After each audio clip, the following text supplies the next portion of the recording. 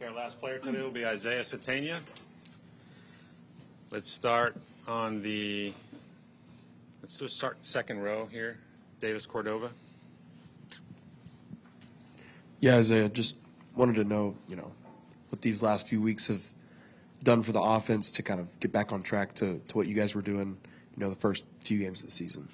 These past 2 weeks we've just been working, ball security, just being efficient, just pushing the ball downfield. Okay, first row, Bob Prisbillo. Isaiah, I think it was after the Auburn game, you told us about a mentality switch that you had following the Michigan game. Can you maybe just expand on that more? Did you just have conversations with Coach Jones or Coach Arbuckle or John? You were clearly a different player since that point. Can you just kind of go into more detail of what that was like?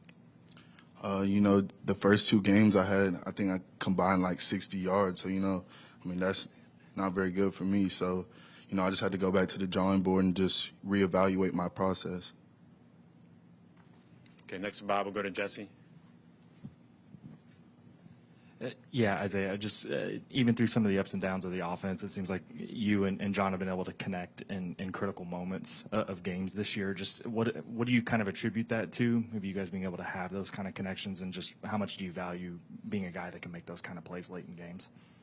I just tell John, whenever you need me, I'm going to be there. Just so he knows that whenever he needs me, whenever he needs somebody, whenever we need to play, I'm there, I'm available. We'll stay on this side, Josh McDaniel. Yeah, Isaiah, you've definitely had a big jump in production since you were at Arkansas last year. I'm just wondering, overall, what led to such a big jump in production, and how have guys like John and Coach Arbuckle helped you do that? Just the offense. I really love the offense that I'm in, just the way that I'm being used, it's a different way. It was a lot different, than last year. Okay, we'll go to the far right side, Mason Young, Tulsa World. Mason Young, Tulsa World. Yeah, Isaiah, you come here after 3 years at Arkansas and being a Fayetteville guy. How much of a step out of your comfort zone was it for you to come here, and just what's it meant to be a part of this team and have the season that you've had? I would say Norman is pretty similar to Fayetteville. So, I was ready to make a jump, so I was ready, I was good with it, happy to, end up here in Norman. Okay, Ryan Chapman, right side. We know that you've been a huge piece of this team, a weapon on punt return, and you're obviously super dynamic. But as a punt returner, what do you need around you to be successful as a punt returner? And when did you kind of realize getting here that you guys are going to be able to be a big piece of this team on that punt return unit? Before the season, I was pretty cool with, some of the people that were on punt return last year, and they would just tell me, we got guys on the unit that really care about it, and, they're going to go their hardest, and, that really shows on the field. I got lanes, they're doing all the work for me. Okay, let's go to Colton Sully and then George Stoya. Yeah, Colton Sully, the Oklahoman. Isaiah, I know this offense maybe hasn't been as pretty as you guys want at times, or even as good statistically, but what makes this offense so successful when, in critical moments when it matters the most?